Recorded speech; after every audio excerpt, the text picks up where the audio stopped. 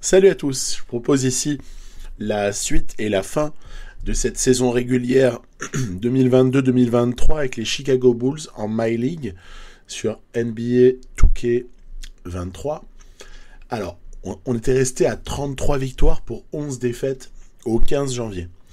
Et notamment de superbes performances pour DeRozan, Lavine, Ball, Turner, ok, mais aussi en fait ce joueur, Patrick Williams, dont c'est un petit peu, moi je trouve, une forme d'avènement là, en cette saison.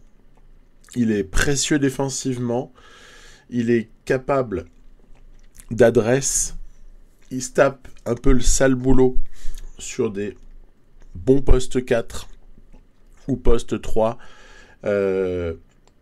C'est un peu, si on accepte les statistiques à la passe, c'est un petit peu du Draymond Green dans le texte.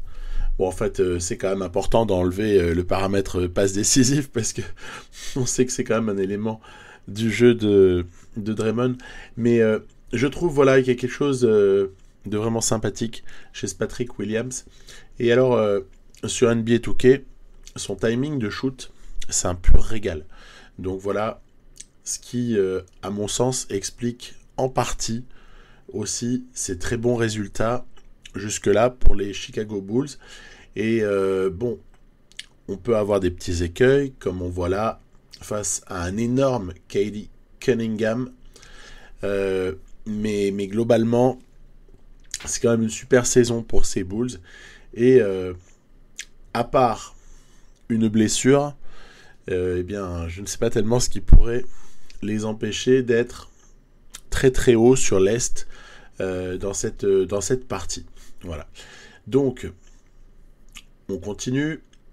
Je vous rappelle, dans une partie dans laquelle, autour de ces Bulls, on a comme ça des Bucks, des Sixers, des Cavs, qui sont très bons, les Cavs, sur cette partie, qui sont avec peut-être Miami et Nets un petit peu plus bas, mais surtout avec les Celtics, avec les équipes qui peuvent jouer vraiment les premiers rôles sur cette saison.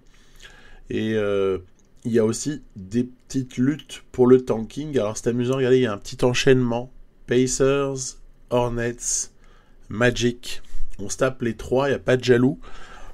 Ouais, ben ça c'est mes petites équipes que je contrôle passivement. Je vous avais proposé une vidéo dernièrement, et puis il y en aura une également la semaine prochaine, où on verra finalement quel est l'aboutissement du tanking pour ces trois équipes, même si on avait vu que les options finalement n'étaient pas toutes les mêmes. Allez, on rentre en jeu ici face aux Clippers avec DeRozan. Regardez, ça aussi c'est quelque chose de très très classique, le pick and pop de Miles Turner. Après, j'avais trouvé que globalement, DeRozan était relativement ciblé, c'est ce qu'on verra un peu sur la fin d'année. Est-ce que DeRozan sera également ciblé comme on le voyait être en début de saison, où ça m'avait un petit peu choqué de voir la manière dont il l'était. Allez, regardez-moi ça. Le petit move DeRozan. Voilà, nickel. Ça passe. Le pire, c'est qu'en plus, voilà, comme ça, on a cette petite intelligence de jeu chez Patrick Williams, capable de faire des petites actions sans qu'on lui ait demandé. C'est vraiment sympa. Du grand Zach Lavine, faut le dire aussi, sur cette saison. Je crois qu'il est au-dessus des 30 points de moyenne. On va voir tout à l'heure après les statistiques sur cette saison, mais c'est monumental, les stats de Lavine. Donc, ça explique aussi en partie les très bons résultats. N'oublie pas Jay Crowder, qu'on avait aussi ramené dans un trade. Et Crowder, franchement, il fait un énorme boulot. On est à l'approche du All-Star Game. Je vous avais dit que j'avais un petit problème avec Javonte Green, et où je me disais finalement, qu'est-ce qu'on va faire ? Est-ce qu'on va échanger ce joueur ?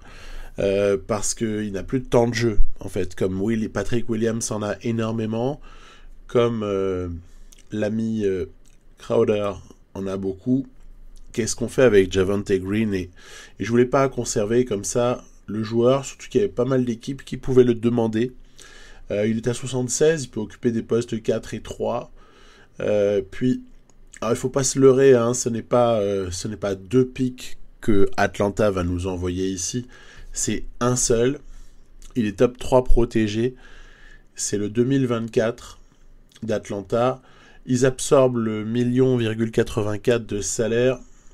Et moi, je trouve que, vu la config de l'effectif d'Atlanta, ça peut avoir un petit peu de sens pour nous aussi de se débarrasser. Je partais pas tellement à la chasse au tour de draft, je vous avoue. Si ça avait été un deuxième tour, même, j'aurais accepté. Bon, voilà. Il y a des agents libres que j'ai un peu regardés, parce que sinon on va pas être assez nombreux dans l'effectif. Et pourquoi ne pas proposer à Timothée Luwawu-Cabarrot une petite promotion quasiment interne, c'est-à-dire un petit contrat pour terminer l'année avec nous. Voilà, ça me semble intéressant de remplacer Javonte Green par quelqu'un qui est peut-être plus sur les postes extérieurs. Voici donc la rotation à ce stade-là. On a Goran Dragic qui a ses minutes. C'est pas trop mal. Dosunmu également à ses minutes. Ouais, parce qu'en fait, on est en pleine période où Caruso est blessé à ce moment-là. Et voilà. Donc, Lonzo Ball fait une grosse saison, mais il fait une grosse saison à la passe surtout. Et en fait, ça, je peux vous le dire défensivement, parce qu'en fait, l'équipe a un très bon defensive rating. Comme souvent, hein, on a la clé du succès. Alors, évidemment, contre-exemple sous nos yeux, où on a pris 20 points dans la figure, mais il y a quand même de grosses séries de victoires, et globalement, la défense fonctionne très très bien. Voilà, même si on a été faible avec l'effort, là, 2 fois d'affilée, et qu'on s'apprête voilà, vous voyez, Cavs, 0,5 matchs de retard. C'est que dalle, hein. Sixers, Celtics, Hawks. Ne les oublions pas, les Hawks. Ils sont solidement installés dans le top 8 là, hein, sur cette partie. Et puis derrière, ça bataille un peu. Je pense que la grosse déception de la saison à l'Est, ce sera probablement Toronto, qui aura toutes les peines à exister comme ce que nous pouvons voir dans la réalité, à savoir une équipe de Toronto qui, elle, par contre, est d'une solidité absolue, hein. Et ok, des fois elle passe un poil à travers, surtout quand Pascal Siakam n'est pas là, mais ça reste quand même une place forte de l'Est. Et d'ailleurs souvent sous-coté, hein, les Raptors, c'est amusant. Allez, on bat les Bucks juste avant le All-Star Weekend. Vous voyez, voilà, donc j'ai pas retouché l'effectif autrement qu'en laissant Javonte Green s'en aller. Ah, guérison de Caruso, c'est pas dommage.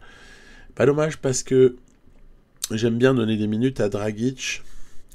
Je suis encore un petit peu dubitatif sur le rôle à donner à Dosunmu. Pour ça que je le fais jouer un petit peu au poste 2 plutôt. En fait, il a un peu les minutes qu'on aurait données à Derrick White si on l'avait pas tradé.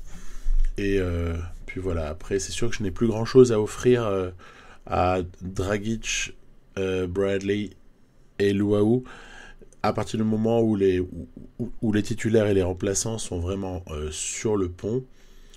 Voilà, cette équipe est vraiment très très forte lorsque Caruso est là avec Crowder. En fait, le banc joue énormément. Il faut vraiment mentionner aussi Dédé Drummond qui va faire une saison, je crois, je peux vous le dire, il est à 15 minutes par match. Le mec fait 7 ou 8 points et 7 ou 8 rebonds de moyenne. Si vous l'extrapolez juste à 30 minutes par match, tranquillement, bah, ça veut dire qu'on serait quasiment à 15 et 15. Donc en fait, Drummond fait une saison incroyable. Tout comme Ben Simmons, regardez-moi ça. Il est quasiment en double-double de moyenne, point passe. Et on n'est pas très très loin finalement du triple-double de moyenne. Hein. Donc, immense saison de Ben Simmons. Alors, ça ne nous empêche pas de taper les Nets, mais c'est à noter quand même, il y a des gens qui surperforment, d'autres qui sous-performent. J'ai jamais été choqué par ce que j'ai vu en termes de globalité de ceux qui sous-performent ou surperforment. J'ai du mal avec le timing de shoot de DeMar DeRozan. Et du coup, ça se solde par une sous-exploitation de ma part du génial scoreur ex-Raptors. Voilà, ici, la petite vista de Miles Turner pour Williams qui subit une très très grosse faute. En revanche, voilà, Williams, timing de shoot, parfaitement géré. Celui-là, je l'ai vraiment en main par rapport à d'autres. Lonzo Ball, ici, va proposer la petite séquence dont on a l'habitude. Hein. C'est-à-dire que on prend une option réelle sur la victoire sur cette action de Turner à l'instant. Derrière, Zach va-t-il rentrer? Dommage. On était un peu loin, sinon ce serait rentré. C'est une action pour essayer de plier le match. Et finalement, du coup, c'est Patrick Williams qui va, grâce à ce rebond offensif, à nouveau plier ce match. Miles Turner également au lancer. Voilà. On a des timings de shoot qui sont assez intéressants. Ça me rend assez optimiste, ça, pour les playoffs. 40, 6 et 15. Ça continue. On va rentrer ici du côté de Toronto pour une fin de match. Voilà, balle à Lonzo. Allez, petite, hop là, pas de côté pour Patrick Williams. Pose son écran, ensuite il s'en va. Pascal est défendu par Miles Turner. Freddy VanVleet qui artille. Voilà, ça c'est les Raptors qu'on a envie de voir. Les Raptors très très dangereux. Et là, ouais, mais le problème c'est ça, c'est qu'en fait, il y a des mecs qui stretch et ça c'est vraiment la petite touche de cette équipe là. Tout le monde peut shooter et en particulier vraiment les grands. Et c'est comme ça qu'on va terminer ce match là. Vraiment, ce sont des matchs qui se jouent sur pas grand chose. Et les paniers, ils tombent toujours du côté de Chicago. Donc il vient un moment, c'est pas non plus un hasard. Ça veut juste dire que les joueurs sont vraiment... enfin voilà, cette équipe est vraiment pas mal. Et honnêtement, c'est relativement agréable à jouer. Je sais pas si vous avez déjà essayé de jouer avec les Bulls. Mais c'est vraiment super sympa. Une équipe qui n'est pas favorite, mais qui, moi, me fait toujours plaisir, en fait. Manette en main, c'est très, très agréable. Les Suns, tiens, on va dire un mot. Ouais. Ils ont une saison catastrophique. Sans vouloir vendre la mèche de l'évolution de l'Ouest, dont je vous montrerai également l'issue dans le prochain épisode. Donc on essaiera de condenser un petit peu les choses. Voilà. Sauf si je change d'avis et que je dissocie. Mais donc sans spoiler l'Ouest, on peut quand même signaler que les Suns font une saison affligeante. Ils ne seraient vraiment pas loin de terminer avec un bilan pire que Houston ou Oklahoma en fait. Hein. Donc c'est catastrophique. Hein. Là pour le coup ça fait pas plaisir d'avoir un tel décalage vis-à-vis de la réalité de la NBA. Ici, victoire face aux Nuggets. Tiens, un qui performe aussi comme un dingo, outre Lavine, on l'a compris, c'est Niko Jokic qui est, comme on pourrait s'y attendre, en tête de plusieurs classements. Il n'y a pas les points, mais il y a les rebonds et les passes, c'est pour dire déjà. Et il se tire la bourre comme ça avec Luka Doncic dans cette partie pour essayer d'être MVP. Alors on verra à la fin de l'épisode qui a les meilleures stats pour être MVP. Vous voyez, ça enchaîne les victoires, comme ça, on simule. On n'a même pas besoin de rentrer systématiquement en jeu du tout. On continue à jouer. Là, c'est Minnesota, le 17 mars, qui se présente à nous. Et on les bat très facilement. Il y a 20 points d'écart. En fait, cette équipe de Chicago, au moment où je parle là dans la partie, est la meilleure équipe du jeu. Tout simplement. Ils ont un super bilan, 55-15. Ils tapent ici Miami avec, voilà, toujours pareil, Ball à la passe, Lavine DeRozan au scoring, Turner dans un rôle un peu stretch, et malgré la belle feuille de stats en face de Butler, Adebayo et Hero, ça fonctionne. Oui, mais voilà, regardez. À tout moment, il peut se passer quelque chose. Fracture de fatigue de la jambe droite pour Lonzo Ball. Lonzo Ball, saison terminée. On se voyait beau. On pensait qu'on était probablement en direction d'un titre. Je ne sais pas si on peut dire ça, mais au moins, en tout cas, bien parti pour aller très très haut à l'Est. Et ensuite se confronter en finale NBA ou aller au moins jusqu'au final de conf, vous voyez. Et puis là, Lonzo Ball qui se blesse, oh là là là là. Du coup, j'ai un petit peu cherché ce que je devais faire. J'ai titularisé Caruso. Je sais que dans la réalité, c'est Dosunmu qui a le rôle de starter avec les Bulls, mais je trouve que Caruso est un petit peu plus utile que ne peut l'être Dosunmu. Et du coup, voilà, j'ai commencé à essayer de répartir les minutes au poste 1 entre Caruso, Dragic, Dosunmu, sachant que voilà, la saison de Ball est terminée. Et ça, c'est terrible parce que sur NBA 2K, ce qui va être vachement important, c'est notamment la défense. Et la défense sur l'homme de Lonzo Ball, elle n'a absolument rien à voir avec la défense sur l'homme de tous mes autres joueurs de cette équipe-là. Surtout sur les postes externes. Que ce soit Dosunmu qui honnêtement ne défend pas très bien, Dragic, faute de qualité athlétique, n'est pas non plus très très en valeur dans le jeu. Allez, moi ça, 80 points à 2 pour Harden et Embiid dans la foulée, pour histoire de nous mettre une petite fessée, 30 points dans la tête, c'est pas mal. Donc ouais, c'est délicat. Il n'y a que Caruso qui sort son épingle du jeu, lui, tiens, victoire ici. Encore une fois pour les Sixers, ils nous tapent 2 fois d'affilée. Caruso, j'ai confiance. Lavine, ce ne sont pas ses qualités premières. Sur les extérieurs, on n'est vraiment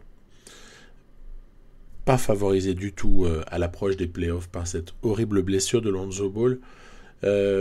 56 et 17. On a quand même encore 3 matchs d'avance sur les Cavs. Après, c'est tellement serré entre les places 4, 5 et 6 qu'on ne sait pas du tout si terminer premier, c'est un avantage. Moi, je pense que l'équipe qu'il faut éviter à tout prix, je vais en désigner 2 en fait, ce serait plutôt Celtics et Bucks. Voilà. Ce sont ces 2 équipes-là que je n'aimerais pas avoir à affronter trop tôt.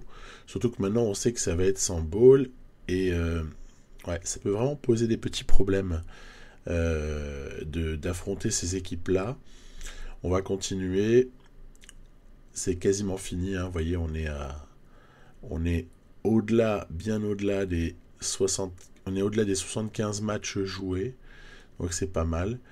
Lavine, toujours si fort. Et Vucevic, qui a quand même trouvé sa place. Ça, je peux vous le dire. Vucevic, transfuge de Chicago, donc, dans cette partie. Et le modèle Vucevic, Anthony Davis, LeBron James, avec des extérieurs peut-être un peu plus anonymes, ça a bien fonctionné. Vucevic fait une pure saison. Ah, tiens, encore une blessure. Mince. Ça, c'est pas terrible tout ça. Il y a trop de blessures. Périostite tibiale pour Patrick Williams. Cela dit, il n'est pas impacté par sa blessure. Donc ça donne plutôt envie de le laisser et de croiser les doigts parce que je me passe déjà de Ball. Si je dois me passer de Williams, autant mettre bientôt la clé sous la porte en fait. Il faut essayer de serrer les dents. Après, on a encore des solutions au pire entre Crowder et Derrick Jones, mais ça reste quand même pas évident. DeRozan, Lavine, toujours en tête du scoring. Caruso qui prend sa part. Il va aussi faire des stats à la passe, hein, Caruso. Il va être assez précieux sur cette fin de saison. On voit que Trae Young a été complètement muselé. Bien joué, Caruso. Bien joué, bien joué. Ensuite, Bucks. Bucks, voilà, je crains énormément. Alors qu'on aborde les 3 derniers matchs à 60 et 19. On est presque sûr, en fait, d'être premier. On est presque sûr. Et j'avais envie, voilà, de proposer une petite confrontation avec une équipe majeure de la ligue. Alors, ce sera pas donc les Bucks d'Antetokounmpo qu'on a battus en simulation. Ce sera les Mavericks. Juste après, on a comme ça l'avant-dernier match de l'année contre les Mavs de Luka Doncic. Alors, je vous parlais des statistiques ébouriffantes de Jokic qu'on apercevra dans quelques minutes. On peut se dire juste une chose, c'est que celles de Doncic le sont encore plus. Doncic n'est pas humain. Vous avez vu ce positionnement au poste de meneur. En fait, c'est très difficile de positionner Luka Doncic. Luka Doncic est-il un 1, un 2 ou un 3 ? Et évidemment, il a la balle en main. Donc, si c'est ça la logique du truc, c'est un poste 1. Mais dans la NBA moderne, les choses sont pas aussi simples que ça. C'est pas nécessairement le meneur qui va avoir le plus souvent la balle en main. Voilà, en tout cas, eux, ils ont choisi de faire les choses comme ça, de sortir Dinwiddie du banc. 38 points, 10 passes et 12 rebonds. Ce sont des statistiques ébouriffantes. Un triple-double avec 38 points et 12 passes. Et 12 rebonds, pardon. C'est juste incroyable. Allez, on essaie de perturber les transmissions, mais ça fonctionne pas tellement. En ce début de match, Javel McGee est très précieux. Hop, la petite feinte de Zach qui résiste avec le hang time qu'on lui connaît. Joueur très très agile, très très athlétique. Zach LaVine, c'est un pur bonheur. Luka qui organise. Wood, ah ouais, il est bon, en sortie de banc. Christian Wood fait du très très bon boulot. On n'est pas bien en ce début de match. On n'est pas bien du tout. Heureusement, on va être remis sur la bonne voie par Jay Crowder, par Caruso, par LaVine, qui vont comme ça nous permettre de revenir, peut-être même passer devant. On va voir ça direct après ce saucisson de Dinwiddie. Voilà la petite contre-attaque. Hop, on fait sauter là encore. Le défenseur a mordu. LaVine déjà 13 à la mi-temps. Ça veut dire 26 en fait, si on multiplie par 2. Puisque moi je joue en 4 fois 6 minutes. Donc virtuellement déjà 26 points en première mi-temps. Et la deuxième mi-temps sera un petit peu plus aisée. Parce qu'on va prendre comme ça l'avantage. Sur du basket très très simple. Je joue beaucoup moins sur système. Mais j'en ai quelques-uns en réserve. À mon avis, on en reparlera du côté des playoffs. On en reparlera, vous voyez, défense de Patrick Williams, les petits coupes vers le panier. Voilà, poser un petit écran. Zach LaVine ici, qui pose, et derrière, qui est-ce qui artille ? Pat Williams, pour une action qui est assez symptomatique de tout ça. Il est même homme de ce match.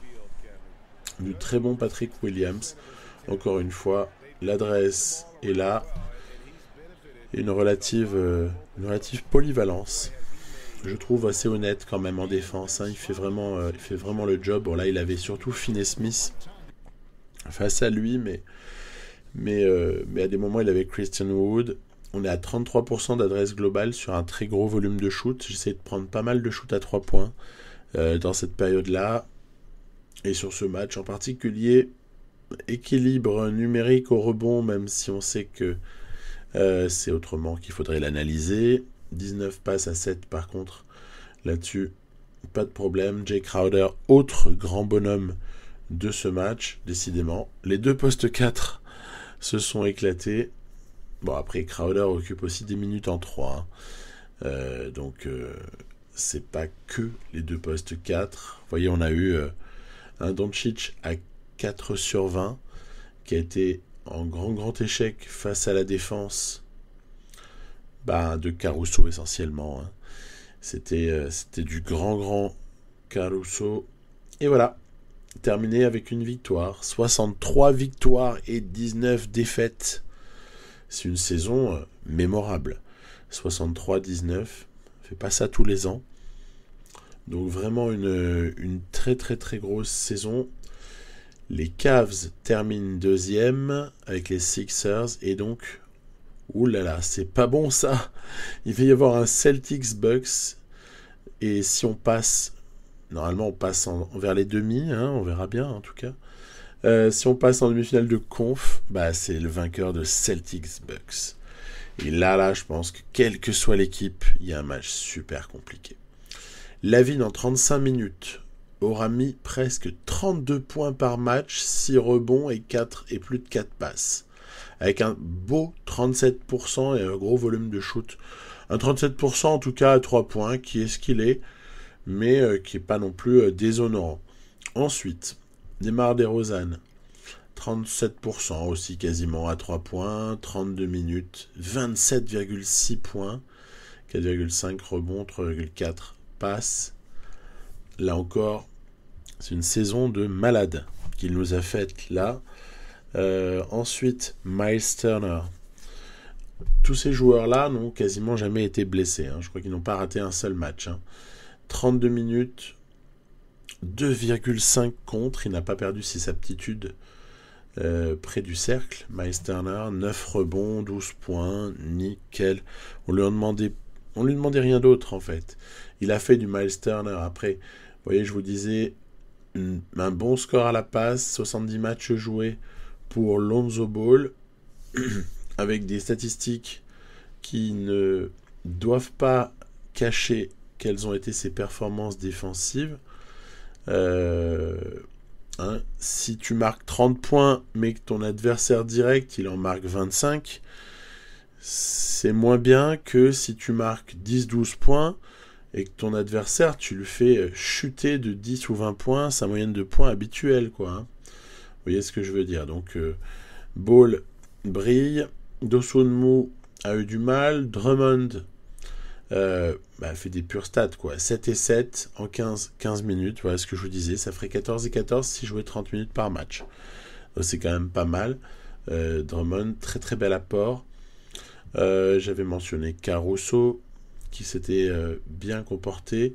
Crowder, là aussi, vous voyez, on approche des 38% à 3 points, 22 minutes, 8 points, 4 rebonds. Ces petits apports, en fait, on se dit que c'est pas terrible. Bon, en vérité, c'est essentiel d'avoir ces mecs-là qui sortent du banc. Parce que ce soit Crowder, que ce soit Drummond, que ce soit Caruso, ils peuvent tous prendre un poste de titulaire quelque part. Et ce serait pas déshonorant pour l'équipe, quoi. Tiens, Dosunmu, 15 minutes. Il n'aime pas trop le rôle que je lui ai confié. Mais bon, il faut faire avec. Et globalement, donc voilà, ces statistiques sont excellentes pour tout le monde. Je note quand même l'adresse assez généralisée. C'est plutôt pas mal passé. Après, dans la ligue, alors, Doncic finit à 37,8 points, 11,8 rebonds, 8,6 passes. Young, deuxième meilleur marqueur. Tatum et Lavine, quatrième meilleur marqueur de la ligue. Hein. Là, pour le coup, on est honoré. Hein. Avec Donovan Mitchell, KD, Niko Jokic, Antetokounmpo. Donc Jokic quand même à 29 points. Hein. Je l'avais sous-estimé. Attention, on va voir la suite. Regardez, 14,1 rebonds. C'est lui qui est leader des rebonds de la NBA. On a Jojo Bam à 13 avec Sabonis. Gobert également, 13, ok. Très bien. Ayton. Et vous allez voir que Doncic va être top 10 des rebondeurs. C'est juste c'est amusant. C'est amusant. 11,8 rebonds. Quelle statistique. Après, il joue énormément. Hein. Il a des minutes par match qui sont plus proches des 40 qu'autre chose. Hein. Allez, aux passes, 1 Jokic, 2 Doncic, 3 Simmons qui fait une saison vraiment jolie sur le plan statistique. Après, les Nets sont pas non plus en super réussite, mais voilà. Et D'Angelo, je vous l'avais montré, il est un peu blessé malheureusement. En cette fin de saison, Ball, il est très blessé, puisqu'on ne le reverra pas avant 2023-2024. Et franchement, je le regrette amèrement. C'est une blessure qui est arrivée suite à un match simulé. Et voilà, bam, d'un coup, tu t'aperçois que Ball est blessé. Les leaders des interceptions, Simmons, c'est vraiment très très fort. Pour les contres, Turner a failli gagner, mais c'est Jaren Jackson Jr. qui est premier avec Mitchell Robinson, Evan Mobley, Robert Williams comme poursuivant immédiat. Voilà. On voit bien que les adresses, les joueurs les plus adroits, Gobert, Williamson, Robinson, Simmons, Azubuike, ne sont pas vraiment ceux qui shootent de loin, plutôt ceux qui ont des paniers à haut pourcentage, très très proche du cercle. Et puis sur l'adresse à 3 points, regardez, le plus adroit de la ligue, c'est Klay Thompson sur un volume de 8 shoots, devant James Harden qui a retrouvé son basket de l'époque Houston, Jokic à 46% quasiment, KD à 45,5%. Après Luke Kennard, mais il en prend moins, le volume de shoot est moins significatif. Bradley Beal, à la limite, ça commence à l'être.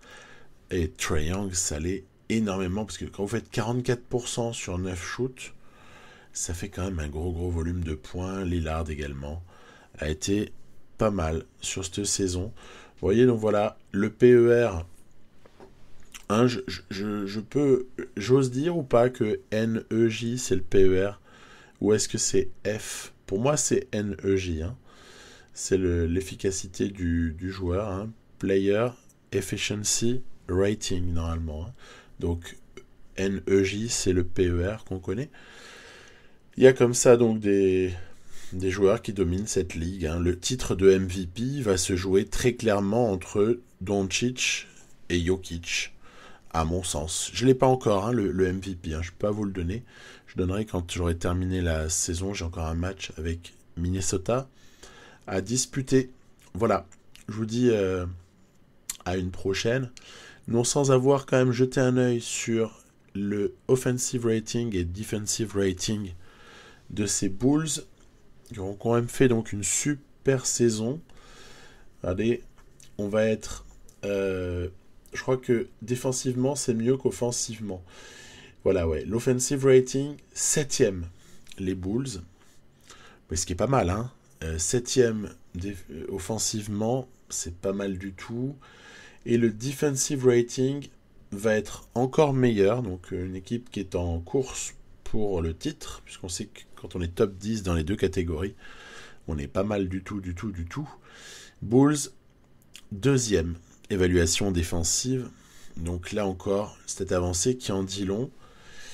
Et je vous dis à bientôt pour la suite des épilogues de cette saison régulière. Et puis après, on s'intéressera évidemment au play-in et au play-off. Et je laisse volontairement un flou sur ce qui s'est passé avec Pacers, Hornets, Magic et Minnesota. Pas de spoil. Bye bye.